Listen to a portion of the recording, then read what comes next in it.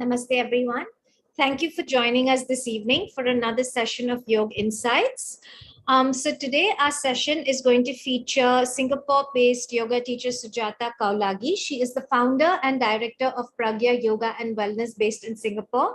She's a globally renowned wellness consultant, yoga teacher, and holistic and integrative health trainer with more than 20 years of experience.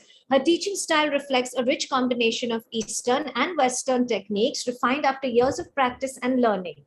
So in today's session, she's going to be talking to us about important components of prenatal yoga and give us specifics of yogic techniques that she's going to share with pregnant women and also yoga teachers for when they're teaching students who are pregnant. So would you like to join us? Namaskar. Thank you so much for having me. Thank you so much for joining Indica Yoga's Yoga Insights. And we look forward to your session and I'll see you towards the end. Thank you so much. I'm going to hand over the session to you now. Thank you, Sophia ji. And I'm very grateful to Vinay Chandra ji and the Indica team today for helping out and for inviting me to this session. I'm delighted to share a few of my insights on the subject. And to begin with, let's sit comfortably. Let me begin to share my screen. Just give me one moment to load it up. Is the screen visible? Okay, shall we start? Yes, visible. Yes, thank you. Great. So let's begin this session by just sitting comfortably wherever you are seated. Allow a sense of ease and comfort. If you're sitting on a chair, please draw your spine away from the chair. Gently close your eyes for a moment.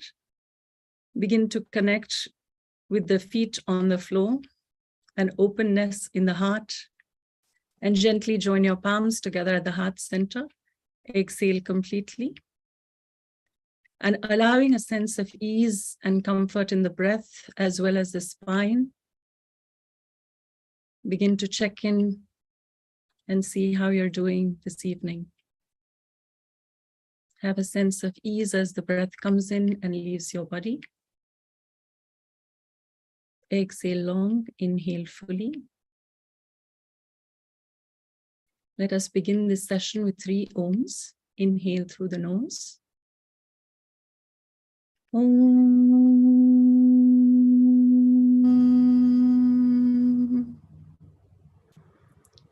Om.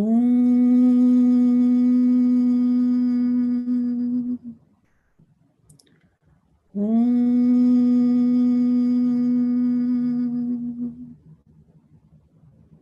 Keeping your eyes closed, simply focus on the awareness of the breath and everything else around you, preparing yourself to be in the here and now, and in your own time, slowly open your eyes, start with a big bright smile. Welcome to today's session. So as we look at the practice of yoga, Samatvam Uchyate Yoga, as is said in the text, yoga is balanced, and particularly so in the context of what we are about to share today with each other. So at a physical, emotional, spiritual, and mental level, we come together to explore the possibilities of where pregnancy yoga can be beneficial and how it can help us in sharing this with our students and with the people that we work with. So as the WHO mentions, yoga is a positive pregnancy is a positive pregnancy experience is defined as maintaining physical and socio-cultural normality, maintaining a healthy pregnancy for the mother and the baby, including preventing and treating risks, illness, and death, having an effective transition to positive labor and birth, and achieving positive motherhood, including maternal self-esteem, competence, and autonomy. So it is a very special time in the life of any woman, and pregnancy is unique to each person. And even within 2 different pregnancies, the pregnancy is very, very different. So in that sense, it is very unique in the life of any woman. And therefore, it's a very, very precious time to nurture and care.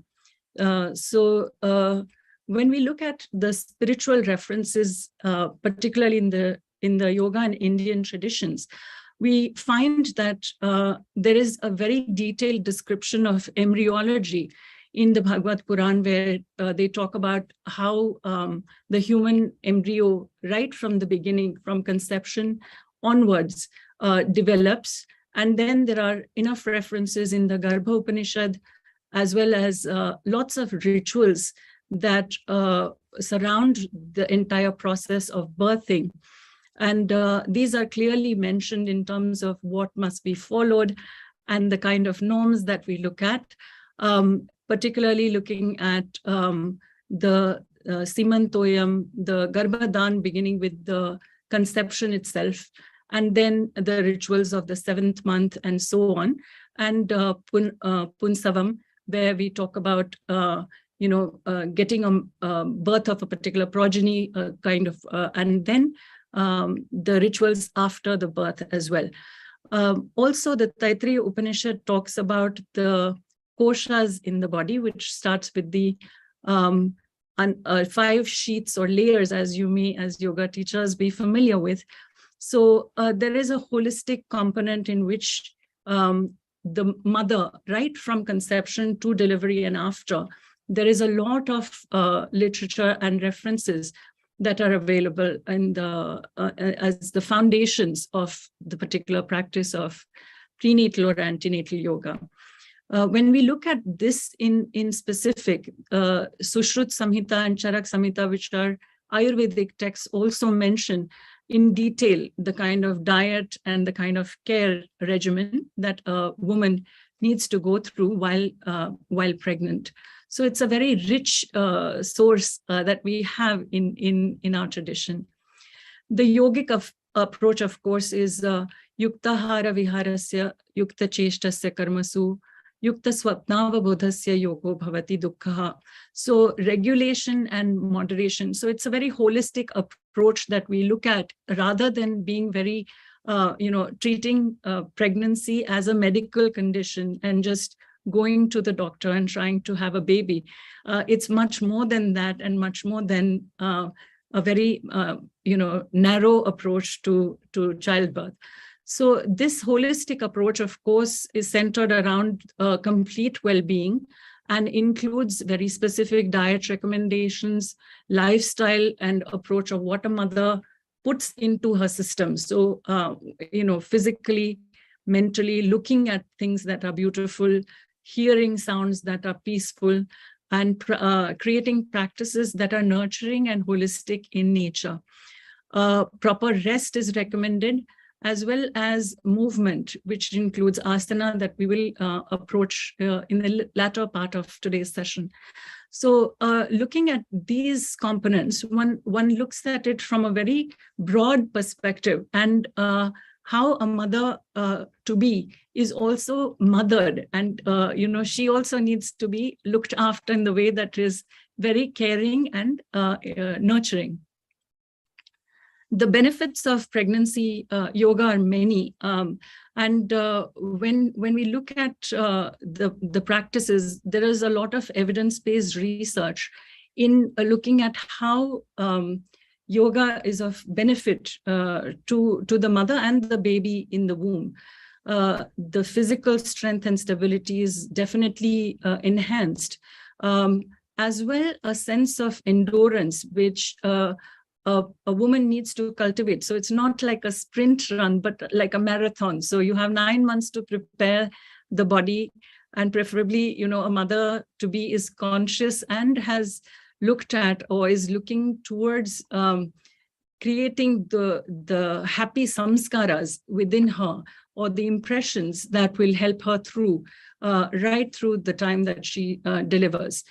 A very large part of these 9 months is the mind, and how fit the mind is, or how it allows the stability of the mind itself, as well as the flexibility and strength in the mind.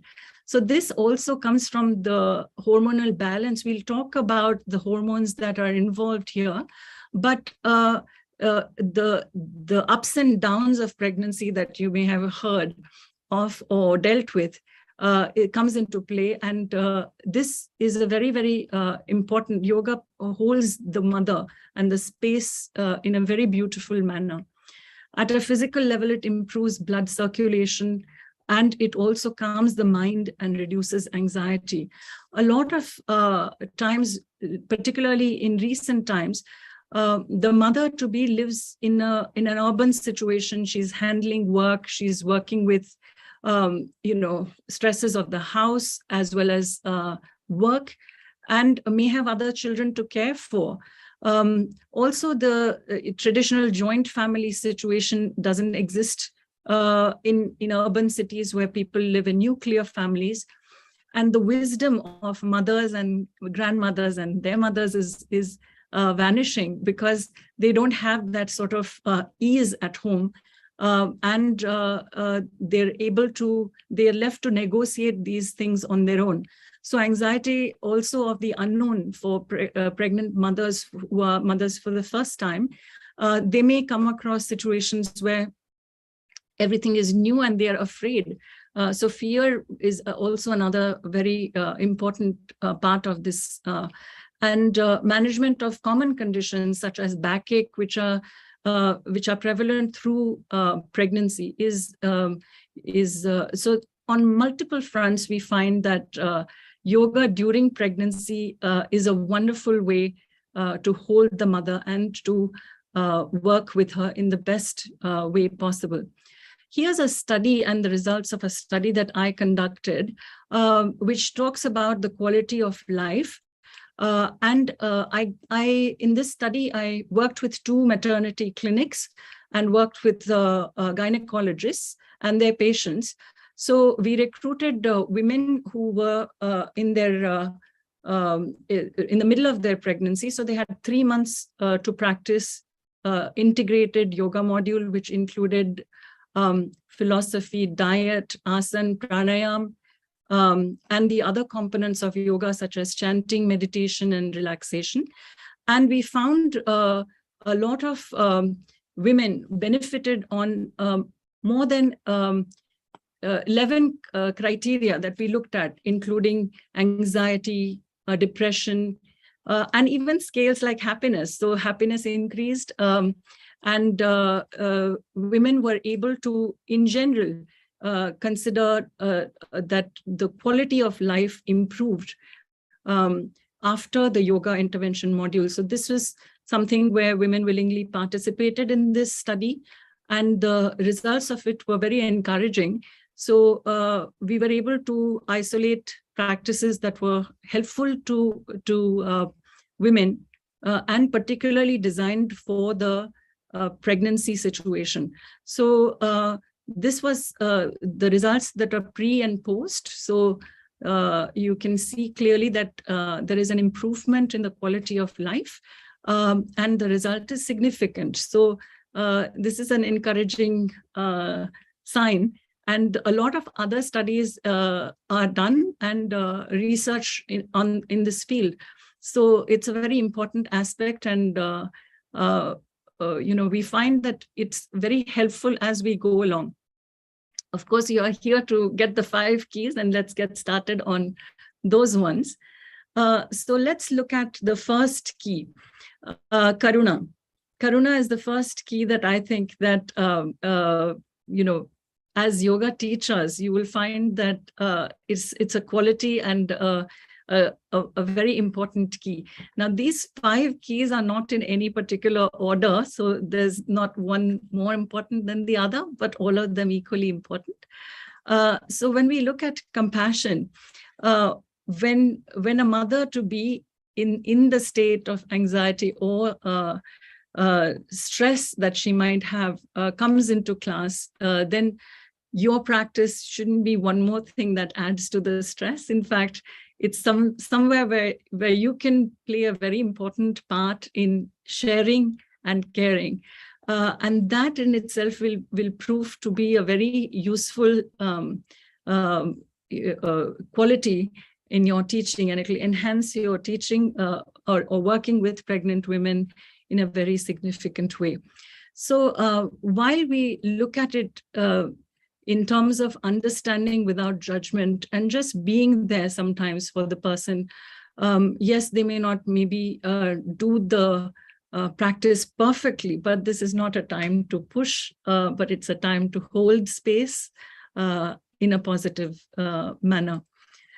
So really holding that nurturing space with tenderness and care. I think tenderness and care are the most important things here. It's always a good idea to listen to your student and her condition. So getting to know the medical history, what she may be dealing with, and where the space for her, where you can serve best lies. So focusing on that connection and kindness and building a sense of awareness. This building awareness is a very important aspect. So just like we started in the beginning of the session today, checking in with the breath or allowing a sense of connection with the baby. So I generally like to share and begin the class by placing a hand on the heart and then the other on the belly, and then working to establish a connection. You know, if they've come from whatever their busy lives are to your class or to your session, then it's an honor really to have a woman sharing that precious time of her life with you, and choosing to spend that time in your class. So it's really an honor and a responsibility.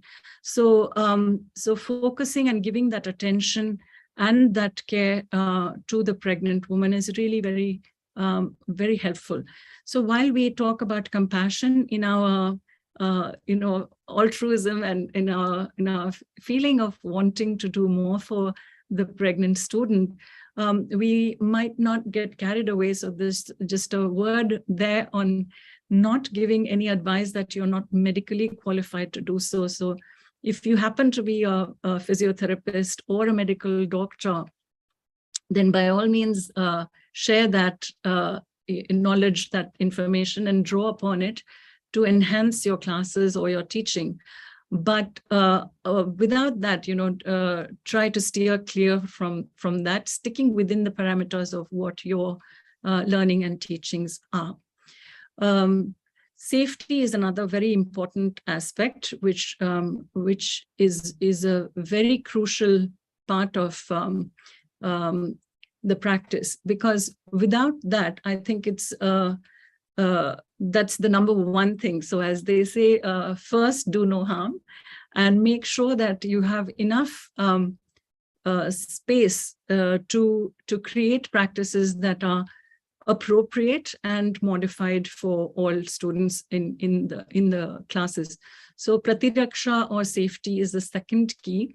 Particularly when you design classes or you plan for lessons for your students. It's a very important aspect to be conservative. So err on the side of caution, trying to stay where you are within the parameters of what feels right for the student that time. So modifying the practice is a very good idea. And offering props is also very important, because oftentimes a regular practice, we may not be using props as much. But when it comes to the pregnant person, it's always a good idea to make them feel a little more comfortable, a little more cared for with the correct use of props. So if you are using bolsters or blocks or chairs or blankets, it just gives an added sense of ease. Also using the wall a lot, because as the pregnancy grows, the body changes, and it affects the way a person practices asana, as well as the way they move around in general. So the center of gravity shifts as the baby grows larger in the womb. And we find that it is a very beautiful way to include and incorporate proper props to help the session and make the student feel more comfortable in class. So a few precautions here. Avoid jumping or jerky quick movements, particularly in the first part of the pregnancy, primarily because the implantation is occurring at that time. So the baby is beginning to form and baby is beginning to attach, as well as the placenta and the other organs are beginning to adapt to the body and in general. So the chances of miscarriage are highest initially, and adding to anything that will cause or aggravate that may be harmful. So avoiding any kind of movements that will add to any discomfort should be completely avoided at this time.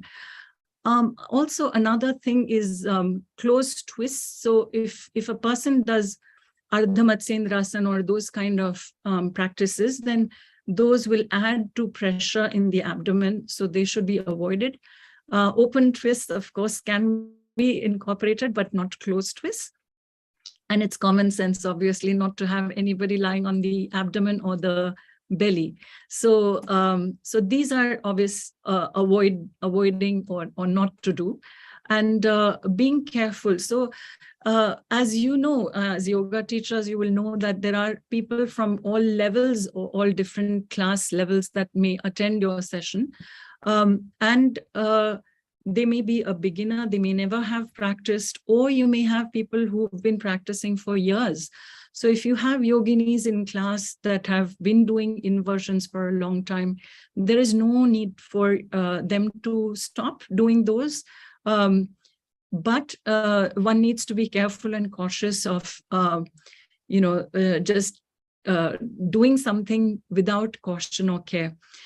So holding asanas for a long period of time without support, or transitioning between poses or asanas. So if you are moving from one to another asana sequence, then the transition is where generally the awareness levels slack a little bit. So allowing that sense of care to just wait and play, in class, in terms of the caution that you might have to create safe lesson plans, will include looking at these transitions, as well as deep back bends, for example. These may be done with care rather than abandoned. So err on the side of caution. Certain warning signs that might be like red flags for you when you work with pregnant women. If there is an excessive dizziness, so these ones you will definitely want to stop practice and direct them to meet with their healthcare provider, so as to give them the maximum care that they can provide at this time. So excessive nausea is one more thing that could come up.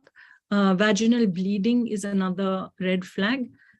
Shortness of breath. This, as you walk around class itself, you may find that you can hear a person huffing and puffing, may not be able to finish their sentences. That kind of an excessive shortness of breath. Chest palpitations or chest pain is another one. And of course, leakage of amniotic fluid, or the in layperson's language, the water around the baby. So if that breaks or leaks, then that's also another sign to direct them to see their medical care professional.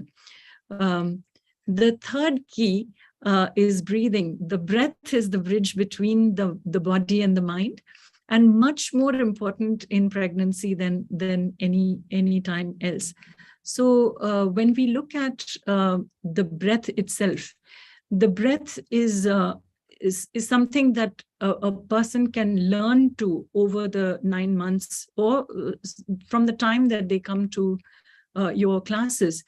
you can begin to share with them certain techniques that are known to and proven to. And evidence-based research again shows that it's a very beautiful practice to do through the pregnancy. There are a few do's and don'ts that, of course, we will look at.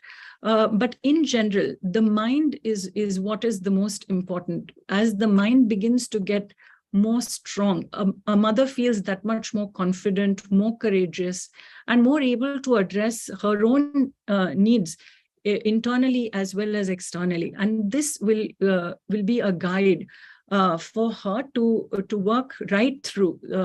So Shwasan Kriya or breathing is the third key that I have picked. So the breath awareness itself removes fatigue, builds confidence and courage. So it's a very important one. And of course, Manaha Prashamana Upaya Yoga. So the skillful means to calm the mind is yoga. It's a very important element in the practice.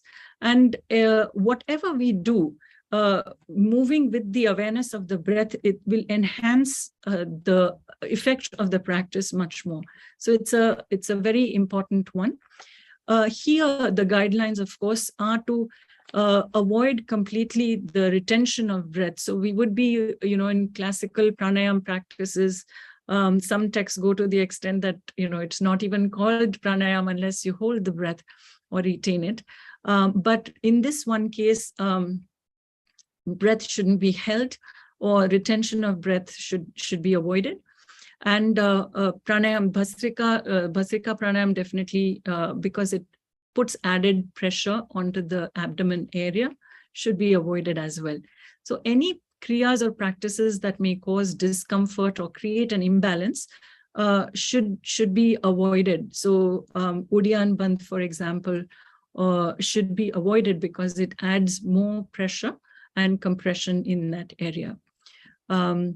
Appropriate, of course, and very, very beneficial to calm the mind and to work with the pregnant woman and her needs is slow rhythmic breathing, long deep breaths. And then Brahmari Pranayam is a very, very useful technique because it works at a cellular level, and it's a wonderful practice that helps to connect the baby and the mother.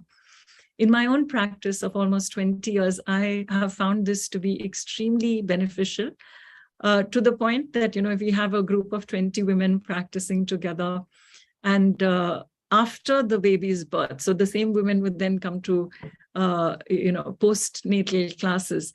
And when they bring their babies along and we practice Brahmari, then, with 25 new mothers and new babies, pin drop silence, because the babies have been used to hearing this sound. And it's just remarkable how this practice works. And particularly for mental stress, for tension and anxiety, Brahmari is one of the most useful tools that one can use to help the woman who is a mother-to-be. And then Nadi Shodhan is also useful, but without retentions again.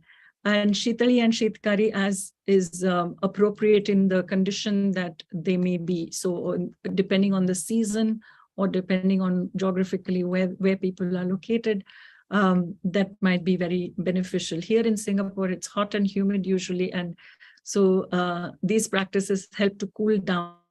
And because the core temperature for a pregnant woman, she feels much hotter than everyone else. So these practices are usually very good to balance and stabilize. So this self-regulation in the breath itself is a very important aspect of your modules that you may create to work with pregnant women. The fourth key that I find is very, very important and useful is relaxation or shaithilya. So when we look at relaxation practices, there is a very, so when we look at relaxation itself, every practice, because of the changes that are occurring in the body, as well as psychological changes that are occurring, a guided relaxation or a very carefully modulated practice or a curated relaxation does wonders for a pregnant person. So here, when we look at hormonal changes in the progesterone and estrogen particularly, these are the two key hormones that come into play when during pregnancy, right from implantation of the pregnancy to the changes that come with the development of the baby at all stages.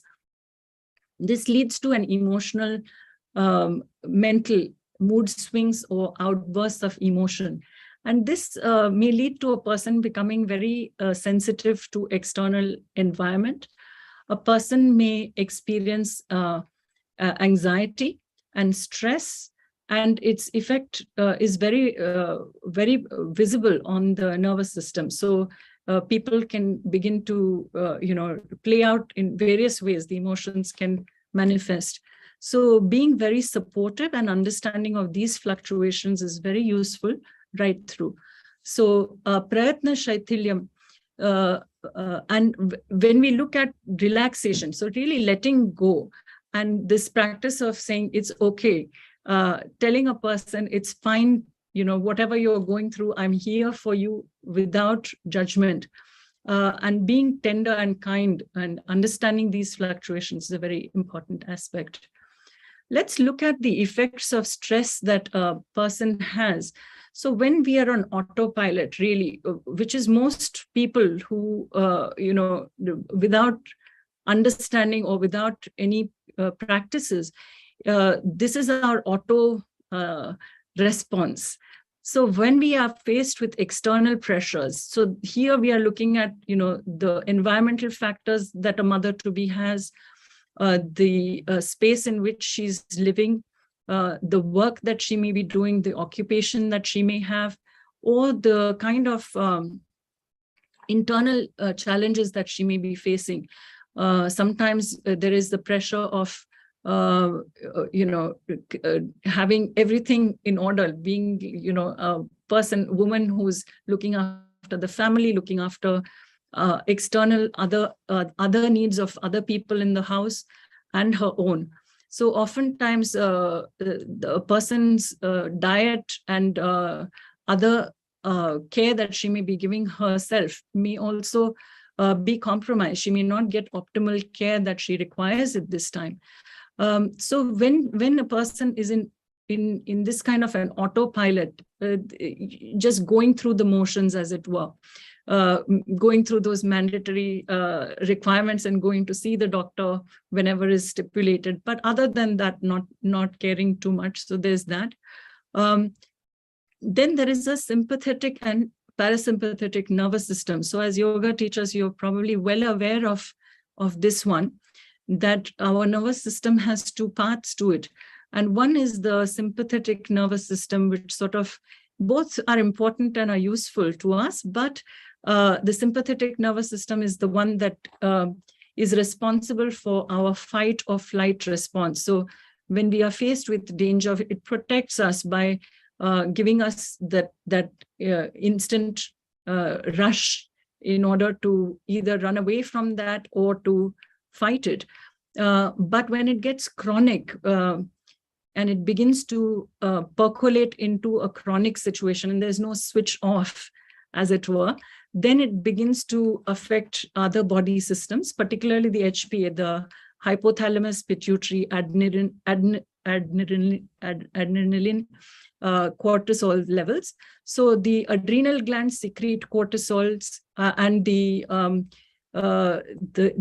glands begin to secrete much more than is in balance. So it goes out of balance, and it then begins to create much more of a difficulty at a physiological level. So whatever we see in terms of the increase of heart rate or blood pressure, these are real things that pregnant women face during their pregnancy. And right through, these will begin to spike. They may get sick more often, or the immunity may go down. those kind of things. The muscles may tense up. So these are the real effects of stress that we are visible, as opposed to a stress resilience that yoga or practices which are holistic can offer at this time. So when we look at the stress resilience, we look at really pausing and becoming more aware. So here the parasympathetic nervous system comes into play, and which is basically all the automatic systems, automatic functions of the body begin to then take over. So for example, you will have the digestive processes become better, the heart rate is better, and we begin to see that there is a certain ease in which a person, so sleep is better if a person has that ability to switch off and the ability to return to a base level. So here the hypothalamus, pituitary, and adrenal glands secrete the happy hormones. So these, as you may know, are the endorphins, the dopamine, serotonin levels, and oxytocin. These are the happy hormones in the body, and these begin to get secreted. So then the levels begin to then ease out. There's a normal heartbeat, there's a normal blood pressure, the muscles begin to feel more relaxed, and there's a cellular repair. In the pregnant person's case, there is more positive development of the child and the mother that can happen. So there is an optimal level. Other than taking antenatal vitamins, a person can definitely experience motherhood as a very beautiful phase in her life. So when we look at these responses that we have when we look at the way we deal or cope with stress, then of course we look at how we understand our options and work with them with care.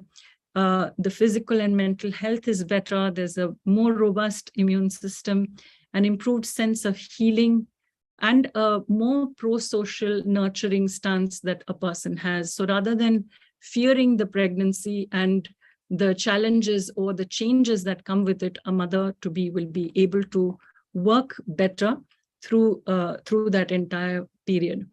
So relaxation is cultivating a positive focus on the pregnancy, which calms the mind and helps the body to rejuvenate. So in classes, of course, at a very physical level, we may look at how we are able to guide a person through.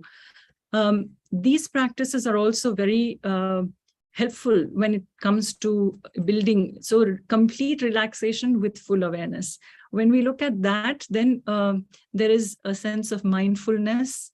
We could incorporate visualization, conversations with the baby. So really creating that dialogue or helping the woman begin to bond with the child that's growing within her.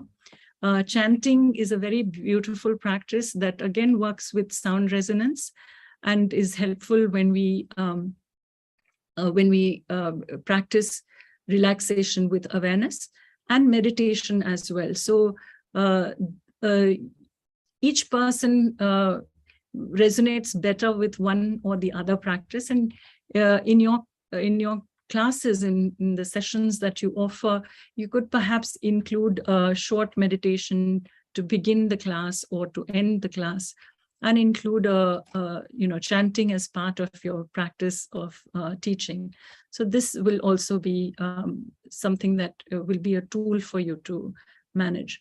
And when it comes to relaxation or lying down and doing the usual shavasana may not be appropriate. Instead, as the baby grows bigger and larger in the womb, the mother-to-be requires much more support. So as you can see in this slide, there is support under the head, support under the abdomen, and this is primarily for the back. If they tend to have a lot of back pain, and supporting the belly a little bit, the abdomen area, by placing some blanket or a towel underneath, will just prop up that space a little bit, and a person feels very supported. You could also try rolling a blanket like a towel and place it right at the spine, along the spine, along with the other props that are shown here, which kind of literally helps the mother to nest a little. So it's like creating a little bit of a nest, and it will support her. So left lateral is usually the position that works best for women in late pregnancy. So this is something that you can explore in your classes. The fifth key is competence, kaushalya. So all of the previous ones, of course, they are important, but you must know what you are sharing, and what changes that come in at throughout the pregnancy. So the entire pregnancy is 9 months that are divided into trimesters. The first 3 months, the second 3 from 3 to 6, and then until delivery. So the trimesters will create, there are changes that come with each trimester, and they are at every level. So as we saw earlier, very physical and then psychological levels as well. So when we look at the psychological changes that occur, so the neurotransmitters themselves will begin to, everything changes. So the endocrinal hormonal balance. So the progesterone and estrogen that we spoke about earlier, and the other hormones are responsible for the development of glands that will produce milk ducts, and so on, that will help to then later on. So there's a lot of weight gain that sometimes happens here. The HCG is the human growth hormone that will also manifest to help the pregnancy to progress properly. It shows up in the first trimester. So it's very important to know these changes and to work with the body at every level. The physical, the skeletal system, all systems of the body get affected through pregnancy. And let's look at some of these. So skeletal system, muscular system, the digestive system, respiratory, circulatory system, reproductive system, of course. So all of these begin to transition. And these changes will bring about a very different pregnant person that you work with. And so the person who you knew as in class before, and then through the pregnancy, because the center of gravity shifts, as we spoke about earlier, because the size of the uterus increases, and it grows from the size of a fist to almost the size of a watermelon. And of course, that creates a change in the spine. So the lumbar spine, or the lower back, classically, it usually begins to hurt because of the compression there. There's also a lot more blood volume, and load on the kidneys also increases. There's added pressure on the extremities. Sometimes this will manifest as varicose veins. There is also a hormone called relaxin that is secreted towards the end of the pregnancy, because the body is preparing for birth. The relaxin is secreted so that everything becomes more loose, the muscles around the uterus. And at this time, if you are pushing them too much into asanas, the micro tears could occur, or there could be pain because of those things. So you need to be careful with that as well. Like we said, milk ducts and glands are developing. So upper body strength, neck, shoulder area, this is something that also is very, very crucial, because upper body as women, because of the breasts and because of the development of the milk ducts, the upper body, sometimes the breasts can get sore even through pregnancy, and therefore shoulder opening practices, creating neck stability, and those kind of practices will be very useful. And a person also is very sensitive to smell, taste, and so on. So those are other changes that happen, and a lot is occurring at many levels. So you need to, as a teacher, be aware of these changes and address them accordingly. Some of the common conditions that occur during pregnancy as we saw, our backache, which can be addressed very, very well with proper asana practice, as well as alignments. And insomnia is another one, because the body is preparing for the baby to come and for night feeds and so on. And a person begins to go to the bathroom very often. So they are not able to sleep through the night very well. And deep relaxation practices that we discussed earlier will be very useful here. You'll find that a lot of times that is something that they really enjoy in practice, and will ask you to do more of those. Swelling is because of water retention. It's another one that occurs in the extremities, particularly the legs and so on. That's something that is fairly common, and again, with certain practices can be very useful. Another condition that affects the pregnant person is sciatica or sciatic nerve pain, as well as varicose veins. So those in those conditions, it is advisable to do more lying down on the side rather than standing poses and standing asanas. Breathlessness, again, is another condition. And of course, all of this requires a lot more finesse in terms of learning, as well as what you will try and share with your students as safe and valid practices.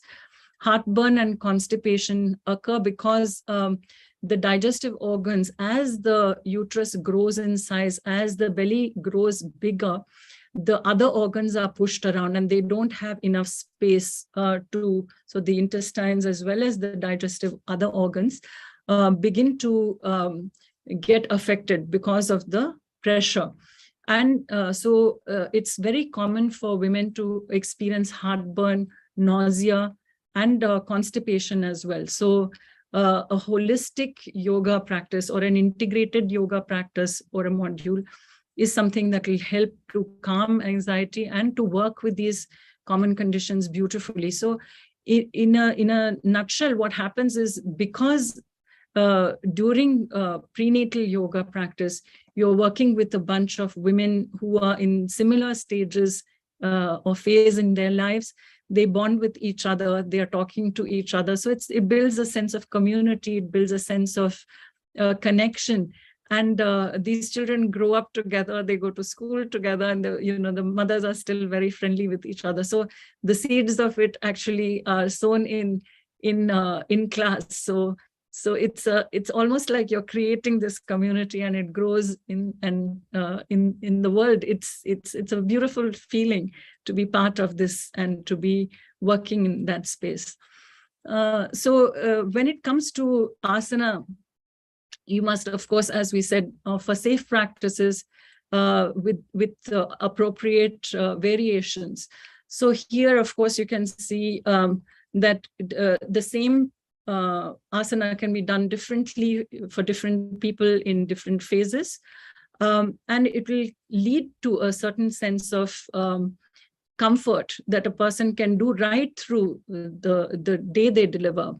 So it's a very important aspect, again, to look at where is the person in their phase of pregnancy, what is it that they can comfortably do, what are their limitations, and what would enhance their well-being.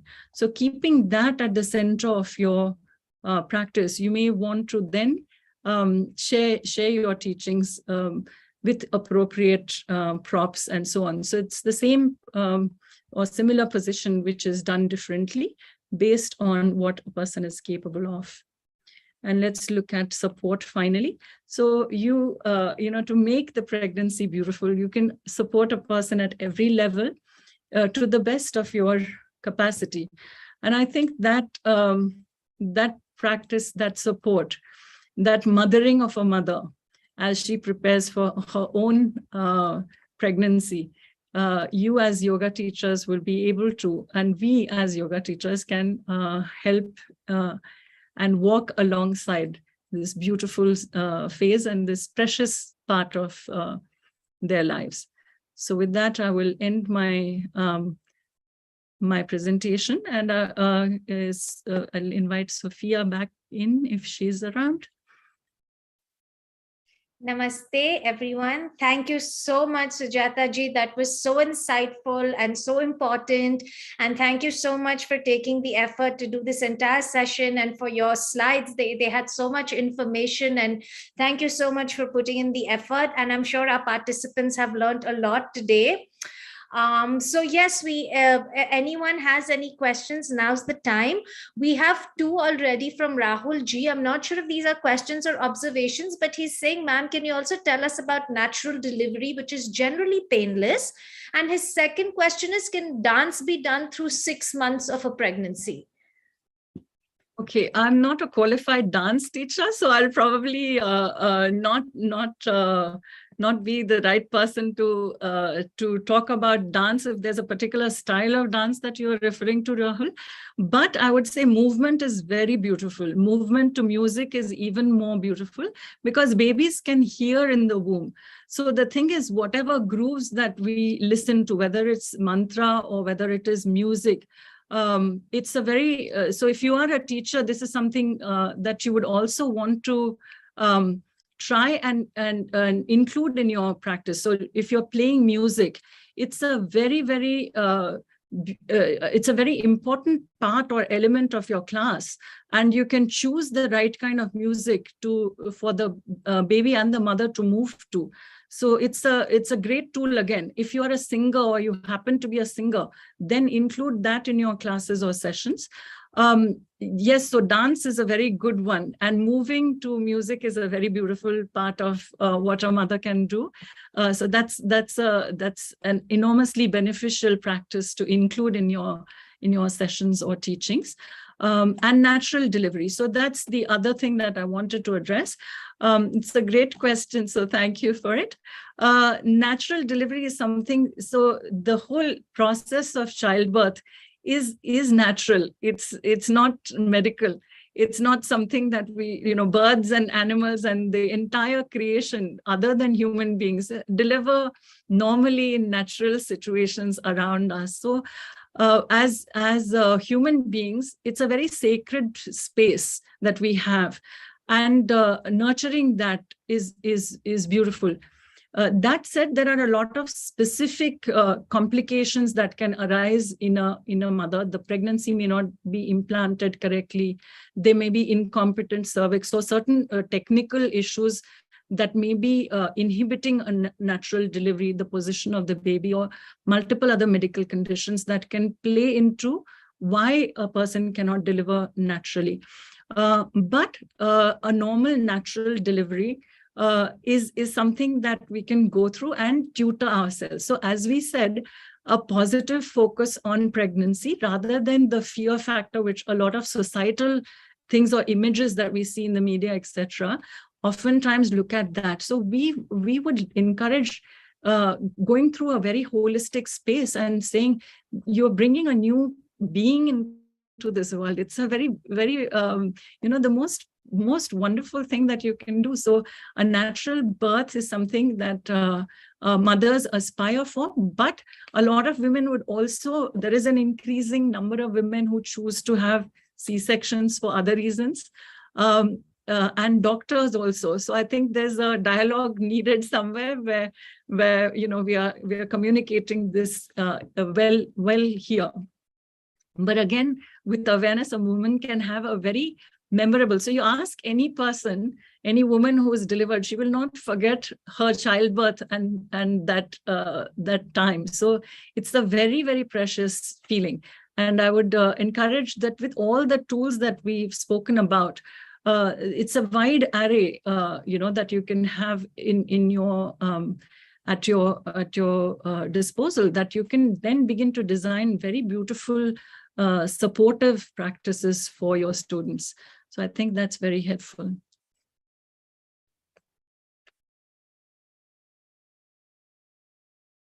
Thank you so much. I hope that answers your question, Rahul Ji. We have another question from Dr. Mamta Chawla, who's asking if you can prescribe any specific diet for the different trimesters. Yes, so Ayurveda actually has a beautiful regimen of what a person should have or shouldn't have when it comes to all the 9 months. So in each of the 9 months, there is specific diet that one looks at, including the prescriptions for certain herbs that a person can take. Again, I would direct you to a good practitioner of Ayurveda if you are looking at specific Ayurveda recommendations, because these are very specialized. That said, most of us live in urban societies, which, we are in a space where we look at how we can eat best. So eating seasonal, eating local, and eating fresh foods are very good. Non-processed foods are not very helpful.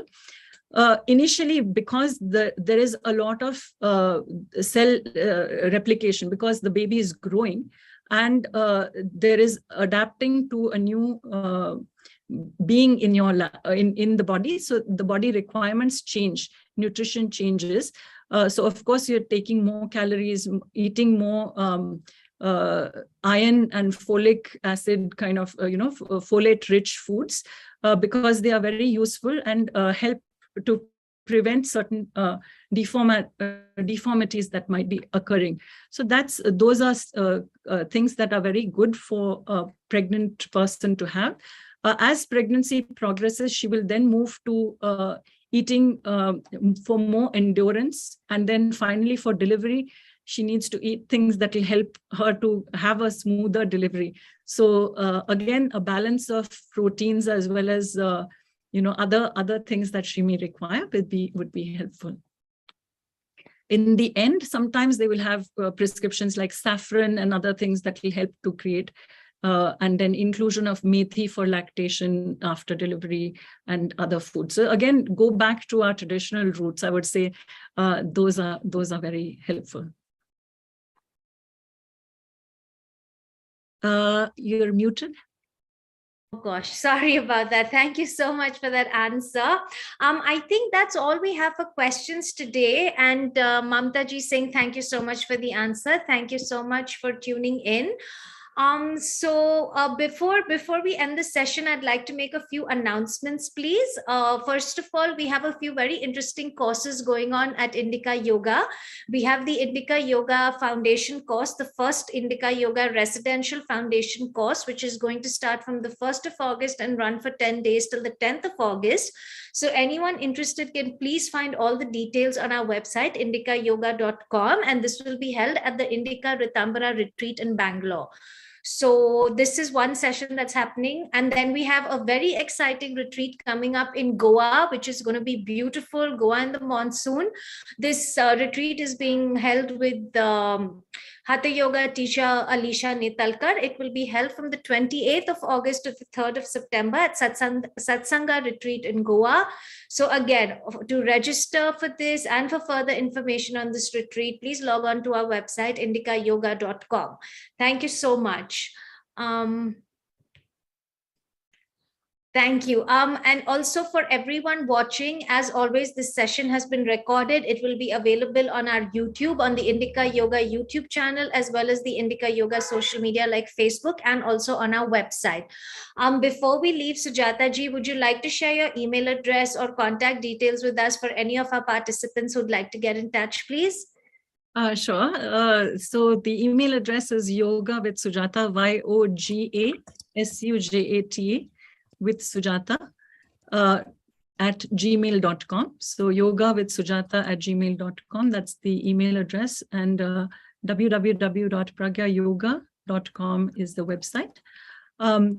I am doing a survey, so if if you can email me, you can participate into it, and it'll help me very much with further research that I'm doing. So if you would like to drop in a line and stay in touch and continue to be in touch, it would be great. Thank you for this opportunity. Thank you very much. Thank you so much to all our participants watching. You can also find her details on our website, Indica Yoga. So yeah, thank you so much everyone for watching, and I'll see all of you again next Friday for our next session of Yoga Insights. It's a very special session where we're going to be talking about music in connection to the Yoga Sutra. So I really hope to see all of you for that session. Thank you, Anupam ji, for that amazing. Thank you so much for watching and for your comments. Lovely. Thank you, everyone. So yeah, I'll see all of you next week, and thank you again, Sujata ji. Namaste. Namaste.